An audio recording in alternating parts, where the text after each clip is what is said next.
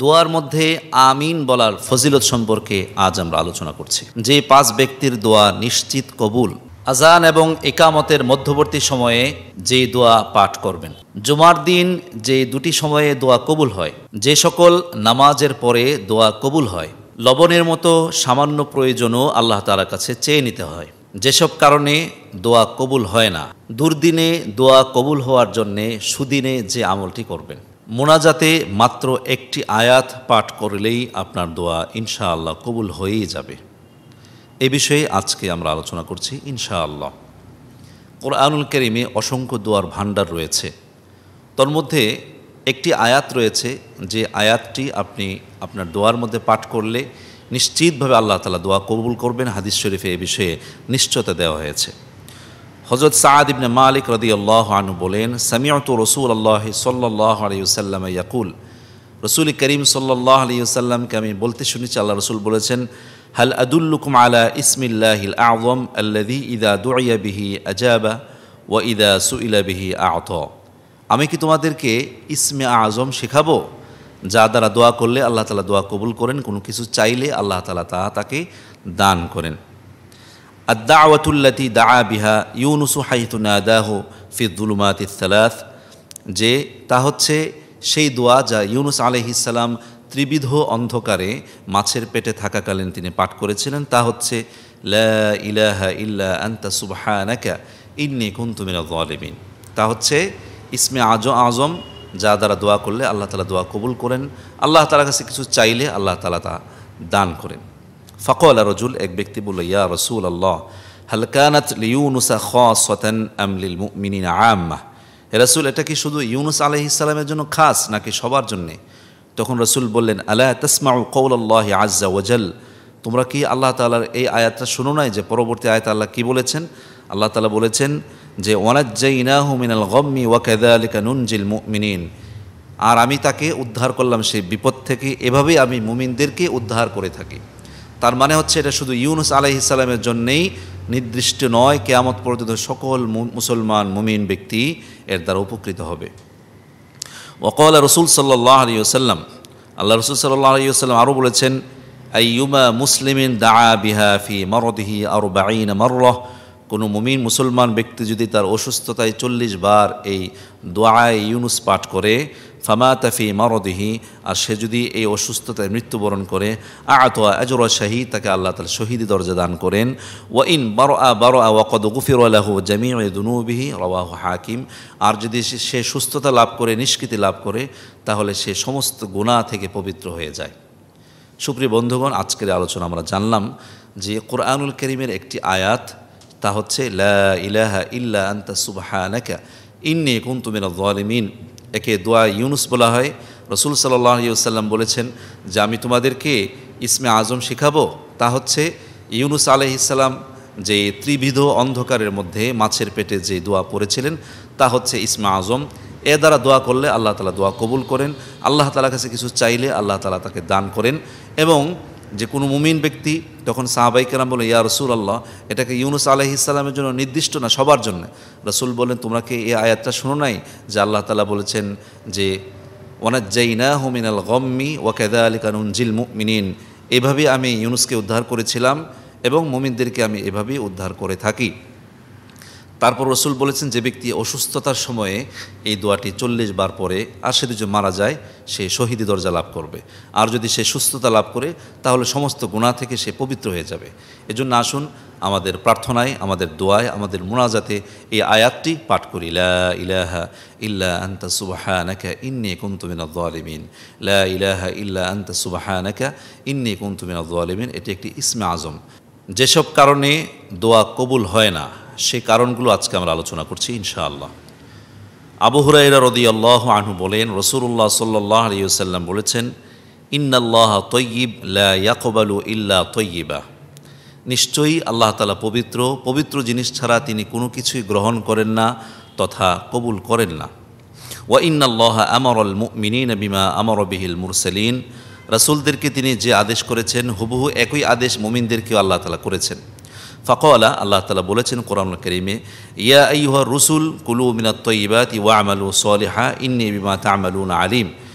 হে রাসূলগণ, তোমরা কুলু মিনাত তয়্যিবাত, তোমরা পবিত্র জিনিস থেকে আহার করো, ওয়ামালু সালেহা, সৎ কাজ করো, ইন্নী বিমা তা'মালুন আলিম, তোমরা যা করো এ বিষয়ে আমি সম্যক অবগত।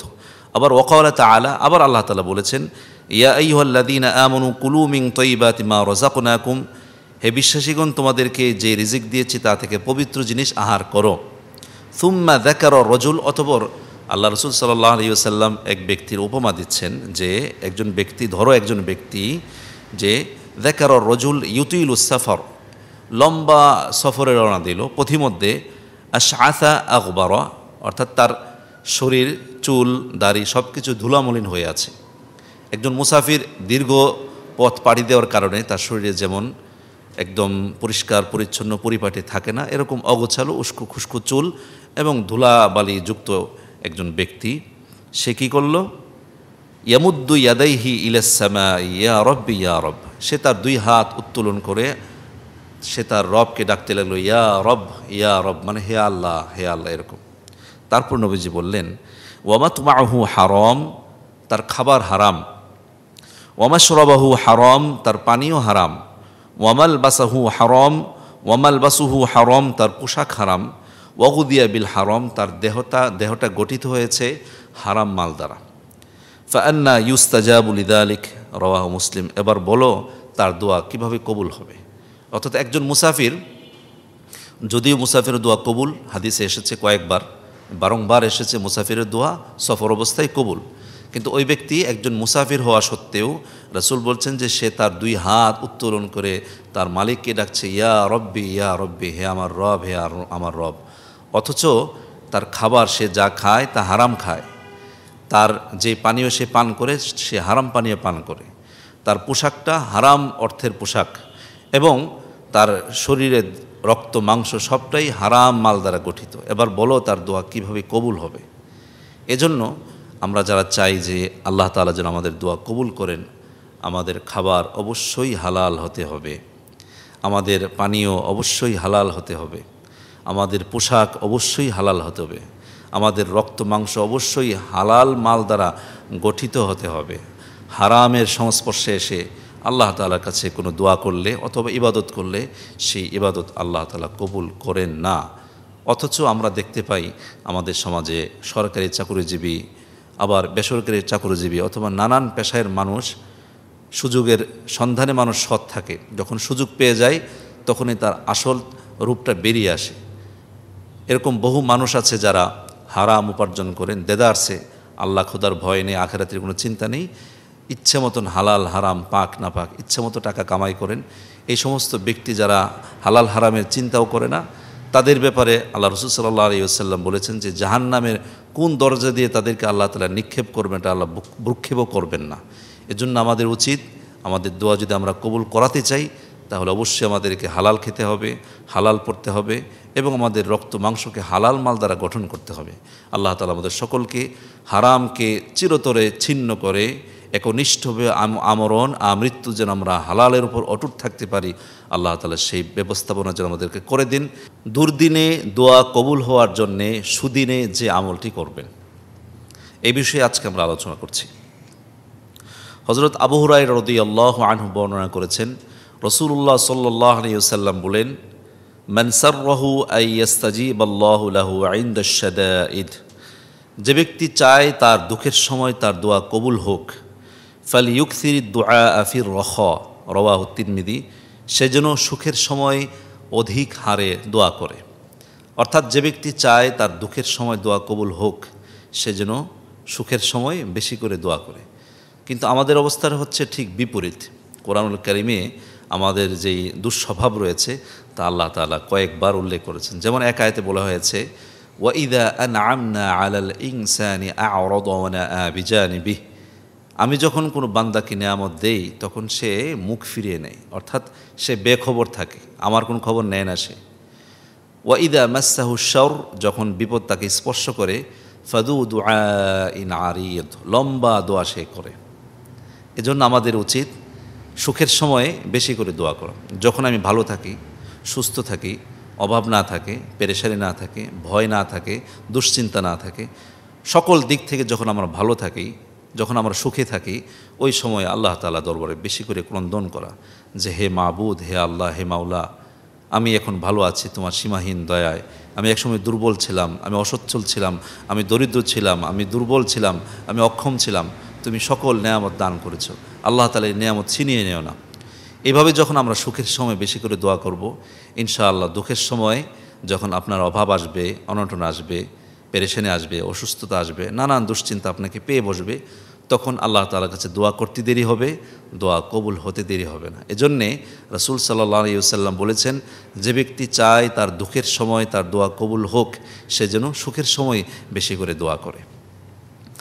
ইন্না রব্বাকুম, রাসূল সাল্লাল্লাহু আলাইহি ওয়াসাল্লাম বলেছেন, ইন্না রব্বাকুম হাইয়ুন কারীম, আল্লাহ তাআলা লজ্জাশীল এবং দাতা।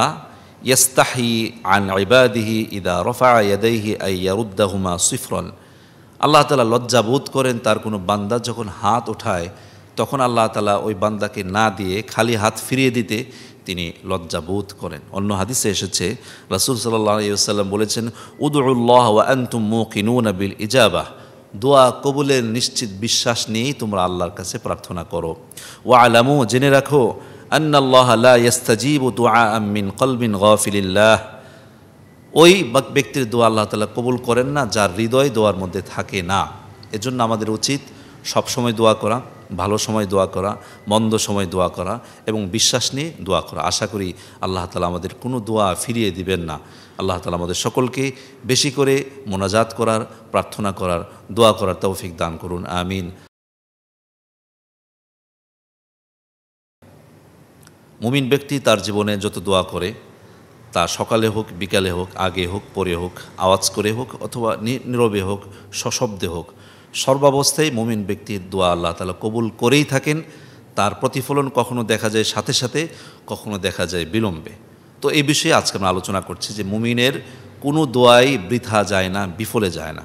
হযরত আবু সাঈদ খুদরি রাদিয়াল্লাহু আনহু বর্ণনা করেছেন, রাসূল সাল্লাল্লাহু আলাইহি ওয়াসাল্লাম বলেছেন, মা মিন মুসলিমিন ইয়াদউ বিদাওয়াতিন লাইসা ফিহা ইসমুন ওয়ালা কতিআতু রিহমিন ইল্লা আ'তাহুল্লাহু বিহা ইহদা সালাসিন, যে দোয়ায় আত্মীয়তার বন্ধন ছিন্ন করার কথা না থাকে, গুনার কথা না থাকে, তাহলে আল্লাহ তাআলা তাকে তিনটার যে কোনো একটা দেন।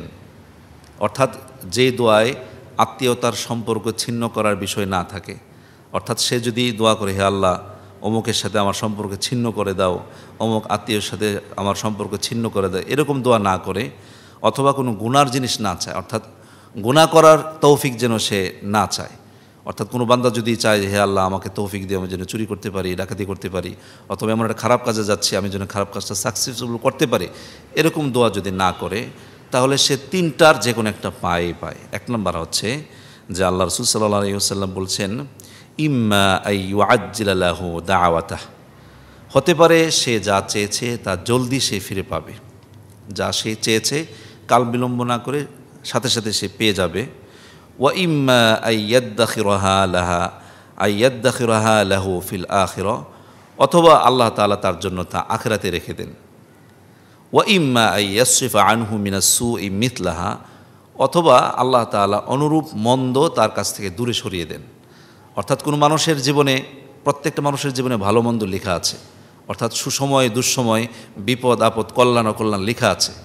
অর্থাৎ আল্লাহ তাআলা, আল্লাহ রাসূল সাল্লাল্লাহু আলাইহি ওয়াসাল্লাম বলছেন যে হতে পারে ওয়া ইম্মা আই ইয়াসরিফা আনহু মিনাস সুই মিথলাহা, সে যা চেয়েছে এটা আল্লাহ তাআলা না দিয়ে অনুরূপ, অর্থাৎ সে যা পেত তার সমপরিমাণ তার অকল্যাণ মুসিবত আল্লাহ তাআলা দূরে সরাই দেন।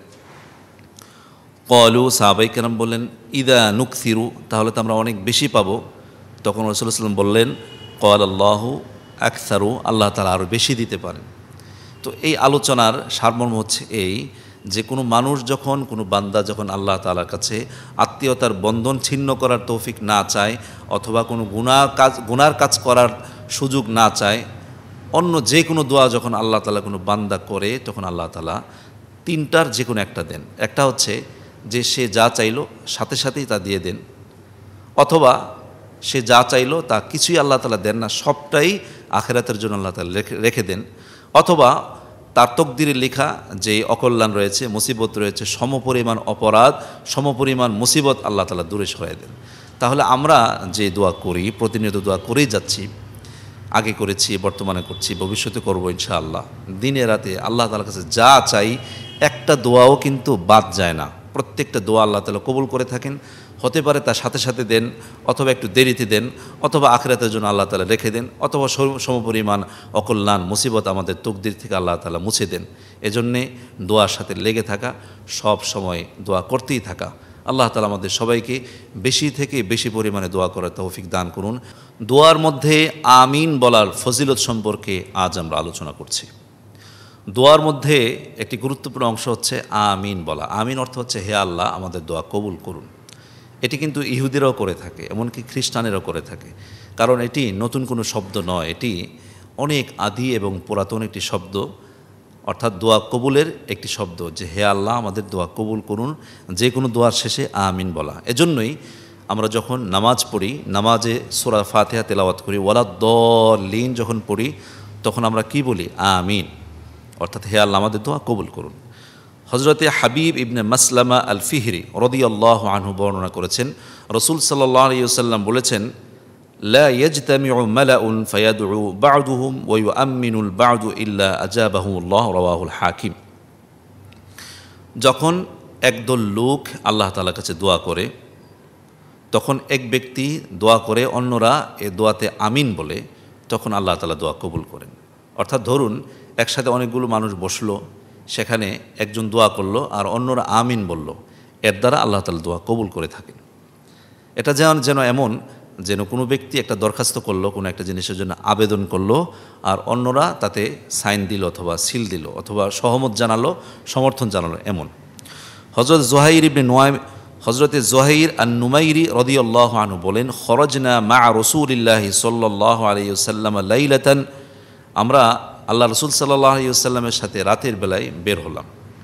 ফাআতাইনা আলা রজুল, এমন একজন ব্যক্তির কাছে আমরা আসলাম যে কদ আলাহা ফিল মাসআলাহ, সে খুব আবেগের সাথে আল্লাহ তাআলার কাছে দোয়া করতেছিল। ফাওয়াকাফান নবীজি এখানে বিরতি দিলেন। ইয়াস্তামিউ মিনহু, তার মোনাজাত শুনতে লাগলেন, সে কি আল্লাহর কাছে দোয়া করছে। ফাকালান নবীজি বললেন, আউজাবা ইন খতামা, যে তার দোয়া কবুল হবে যদি সে শিলমোহর যদি সে মারে। ফাকালা রাজুলুম মিনাল কওম, এক ব্যক্তি বলল উপস্থিত ব্যক্তিদের মধ্য থেকে, রাসূল সাল্লাল্লাহু আলাইহি ওয়াসাল্লাম বললেন যে আউজাবা ইন খতামা, তার দোয়া কবুল হবে যদি সে শিলমোহর মারে। ফাকালা রাজুলুম মিনাল কওম, তাদের মধ্য থেকে এক ব্যক্তি বলল, ইয়া রাসূলুল্লাহ বিআইয়ি শাইইন ইয়াখতিম, কি দ্বারা শিলমোহর মারা হয়? তখন রসুল বললেন, বি আমিন, অর্থাৎ আমিন দ্বারা, আমিন শব্দ দ্বারা এই দোয়ার মধ্যে সে শিলমোহর মারে। ফাইন্নাহু ইন খতামা বি আমিন কদ আউজাবা, কেননা সে যদি যে শিলমোহর আমিন দ্বারা যদি সে শিলমোহর মারতে পারে, তাহলে তার দোয়া কবুল হয়ে যাবে। ফানসরাফা রজুলুল্লাযী সাআলান নবী ফাআতা রজুল, তখন এই ব্যক্তি যে শুনেছে, ওই ব্যক্তি যে দোয়া করছে তার কাছে গিয়ে বলল, হে অমুক, শুনো, আল্লাহ রসুল সাল্লাল্লাহু আলাইহি ওয়াসাল্লাম তোমার দোয়া শুনতেছিলেন এবং তিনি বললেন যে তুমি যদি দোয়ার মধ্যে আমিন বলো, তাহলে এই দোয়ার মধ্যে শিলমোহর মারা হবে এবং সেই দোয়া কবুল হবে। হ্যাঁ, আখতিম ইয়া ফুলান বি আমিন ওয়া আবশির, হে অমুক, তুমি দোয়ার মধ্যে শিলমোহর মারো আমিন দ্বারা এবং সুসংবাদ গ্রহণ করো। তার মানে হচ্ছে আমরা একাকী দোয়া করি অথবা সম্মিলিত দোয়া করি, যখনই দোয়া করি দোয়ার মধ্যে আমরা কি বলবো? আমিন। হতে পারে বারবার আমিন শব্দ উচ্চারণ করব অথবা শেষে আমিন শব্দ উচ্চারণ করব। আর যখন সম্মিলিতভাবে দোয়া করা হয় তখন একজন দোয়া করবে, বাকি সবাই আমিন আমিন বলতেই থাকবে, এর দ্বারা দোয়া কবুল হয়। আসুন আমরা দোয়ার মধ্যে আমিন বলাকে গুরুত্ব সহকারে নেই এবং প্রত্যেক দোয়ার সাথে যেন আমরা আমিন বলি। আল্লাহ তাআলা সেই তৌফিক দান করুন। যে 5 ব্যক্তির দোয়া নিশ্চিত কবুল, সেই ব্যক্তি সম্পর্কে আজকে আমরা আলোচনা করছি ইনশাআল্লাহ।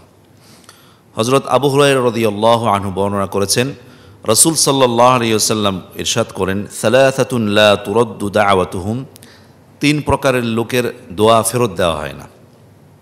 1 নম্বর হচ্ছে আস-সাইমু হিনা ইফতির, রোজাদার যখন ইফতার করে, যখন ইফতারের সময় হয়, ইফতার করে ওই সময় দোয়া কবুল হয়।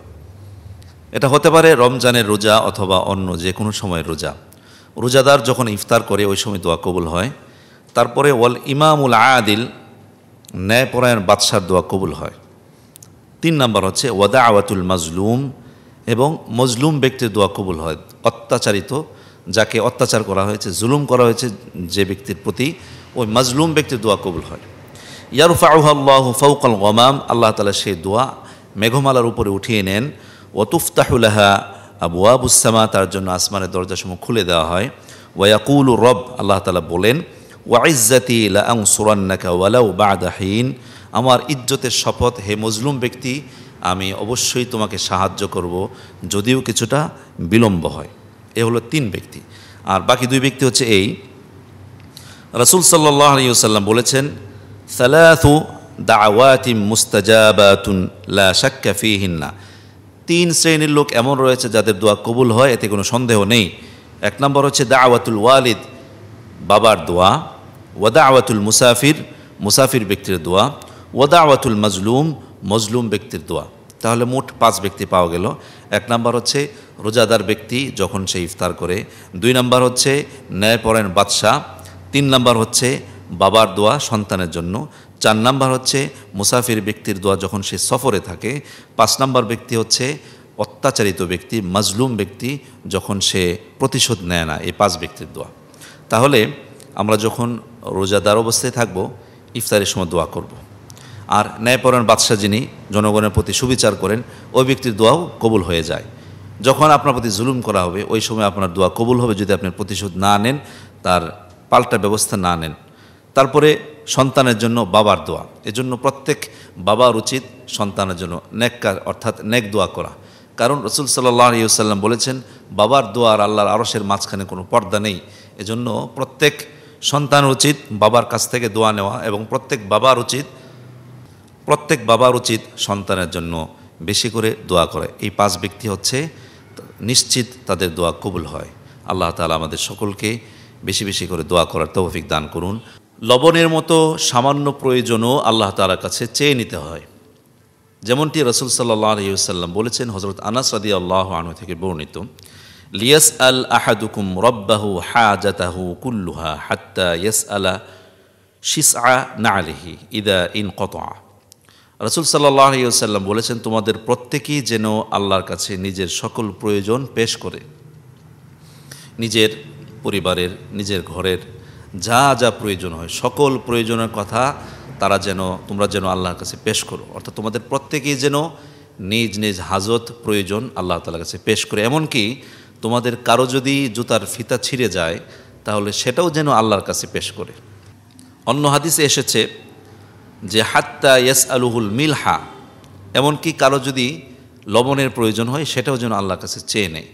কারণ আল্লাহ তাআলার দরবার এমন এক দরবার যেখানে কোনো জ্ঞানী ব্যক্তি, কোনো জ্ঞানহীন ব্যক্তি সবাই সমান। আল্লাহ তাআলার কাছে যে চায়, আল্লাহ তাআলার প্রতি তার প্রতি খুশি থাকেন। যে আল্লাহর কাছে চায় না, তার প্রতি আল্লাহ তাআলা রাগান্বিত থাকেন। আর আল্লাহ তাআলা এমন না যে তার কাছে 1 বার 2 বার 3 বার চাইলে তিনি বিরক্ত হন অথবা তিনি গুসা হন। এজন্যে কোরআনুল কারীমে আল্লাহ তাআলা বলেছেন, উদউনি আস্তাজিব লাকুম, তোমরা আমার কাছে প্রার্থনা করো, আমি তোমাদের প্রার্থনা কবুল করব। অর্থাৎ তোমরা আমাকে ডাকো, আমি তোমাদের ডাকে সাড়া দেব।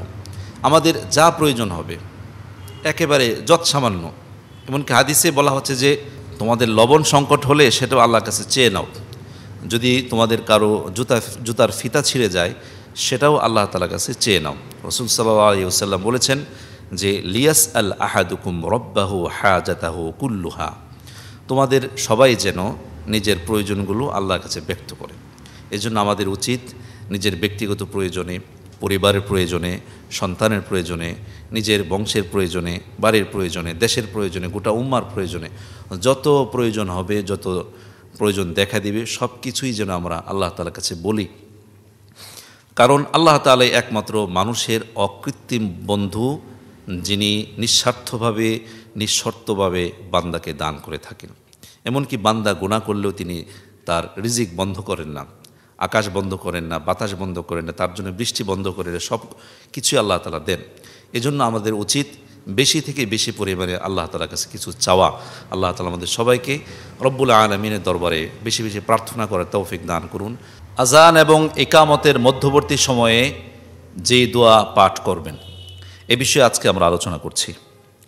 হযরত আনাস ইবনে মালিক রাদিয়াল্লাহু আনহু বলেন, রাসূল সাল্লাল্লাহু আলাইহি ওয়াসাল্লাম বলেছেন, আদ-দুআউ লা ইউরদ্দু বাইনাল আযানি ওয়াল ইকামা, আজান এবং ইকামতের মধ্যবর্তী দোয়া ফেরত দেওয়া হয় না, মানে কবুল করা হয়। ক্বালু, সাহাবায়ে কেরাম বললেন, মাযা নাকুলু ইয়া রাসূলুল্লাহ সাল্লাল্লাহু আলাইহি ওয়াসাল্লাম, হে আল্লাহ রসুল, আমরা ওই সময় কি বলবো, কি পাঠ করব? রসুল বললেন, সালুল্লাহাল আফিয়াতা ফিদ দুনিয়া ওয়াল আখিরা, রাওয়াহু তিরমিজি। তখন তোমরা আল্লাহ তাআলার কাছে দুনিয়া এবং আখিরাতের নিরাপত্তা চাইবে, অর্থাৎ দুনিয়া আখিরাতের নিরাপত্তা। দেখুন, একজন মানুষের জীবনে সবচেয়ে বড় গুরুত্বপূর্ণ বিষয় হচ্ছে নিরাপত্তা। কেউ যদি নিরাপদে না থাকে, সে যতই অর্থবিত্তের মালিক হোক, সে যদি তার শত্রু দ্বারা, প্রতিবেশী দ্বারা অথবা প্রতিপক্ষ দ্বারা আক্রান্ত হওয়ার আশঙ্কা থাকে, তখন তার জীবনের পুরোটা সময় একটা অনিশ্চয়তা এবং অনিরাপদ অবস্থায় কাটে। এজন্যে দুনিয়া এবং আখিরাতের নিরাপত্তা সবচেয়ে বেশি গুরুত্বপূর্ণ। রাসূল সাল্লাল্লাহু আলাইহি ওয়াসাল্লাম বলেন যে আজান এবং ইকামতের মধ্যবর্তী সময়ে দোয়া ফেরত দেওয়া হয় না, সুতরাং তোমরা ওই সময় দোয়া করবে। সাহাবায়ে কেরাম বলে, ইয়া রাসূলুল্লাহ, আমরা কি দোয়া পড়ব? রসুল বললেন, তোমরা দুনিয়া আখিরাতের নিরাপত্তা চাইবে আল্লাহ তাআলার কাছে।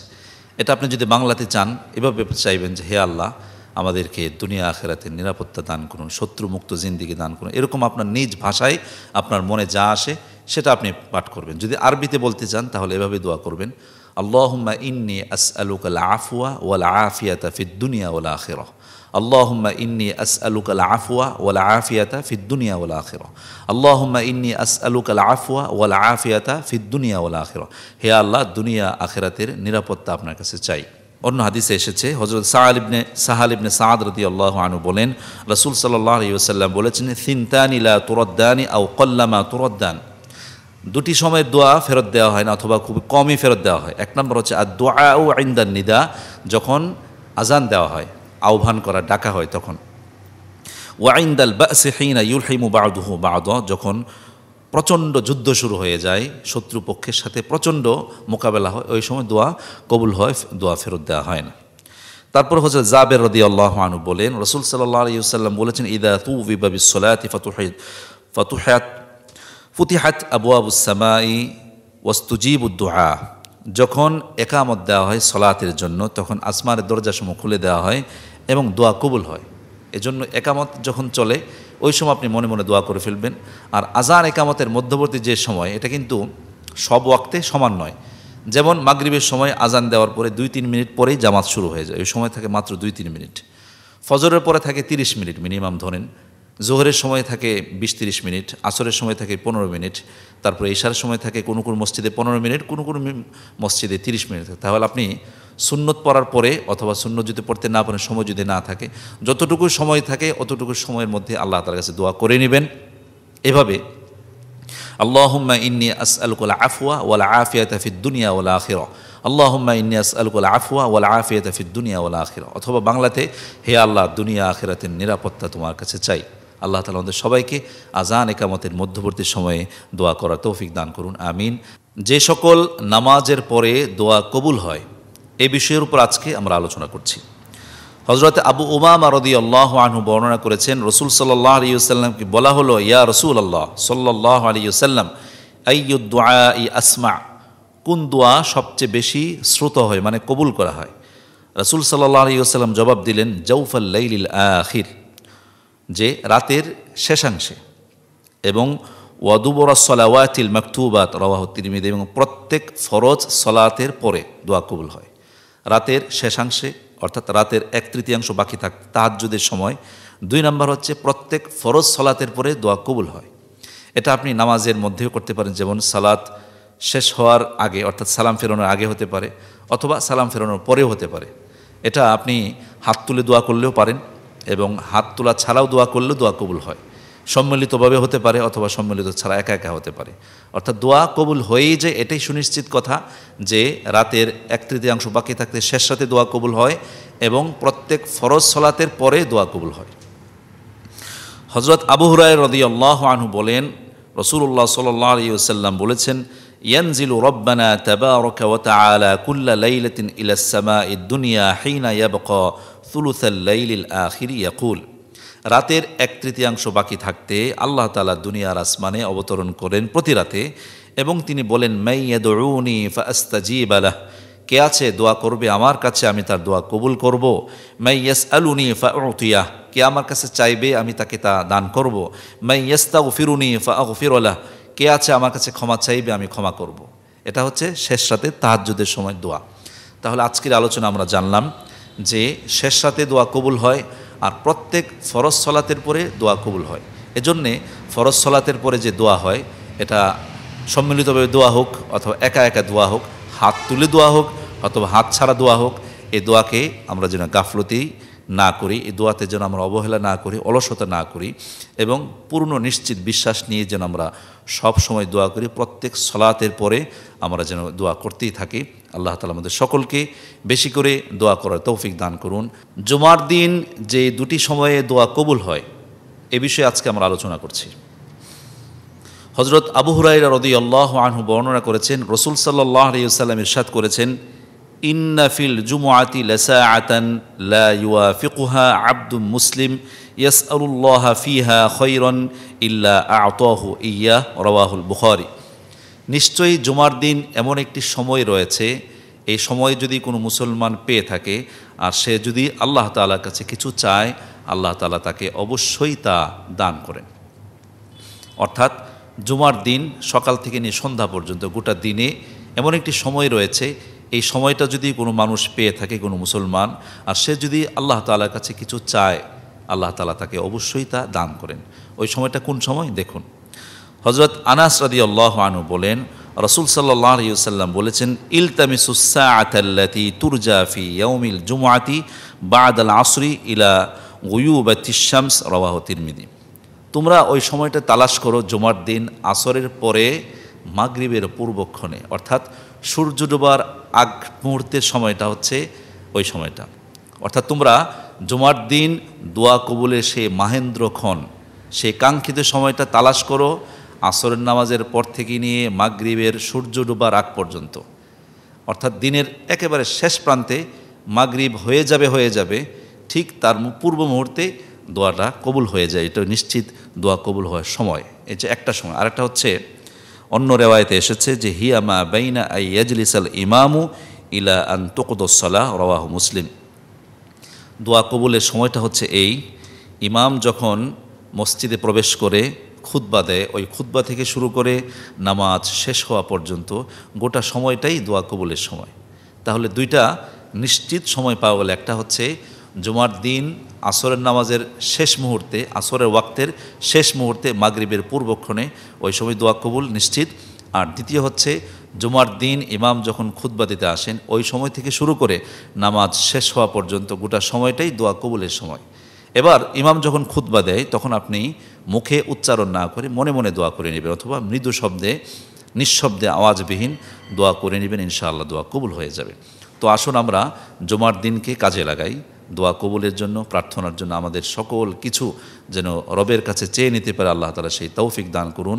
বেশি থেকে বেশি পরিমাণে দোয়ার অভ্যাস যেন আমরা গড়ে নিতে পারি, আল্লাহ তাআলা সেই সুযোগ দান করুন। আমিন। আসসালামু আলাইকুম ওয়া রাহমাতুল্লাহি ওয়া বারাকাতুহু।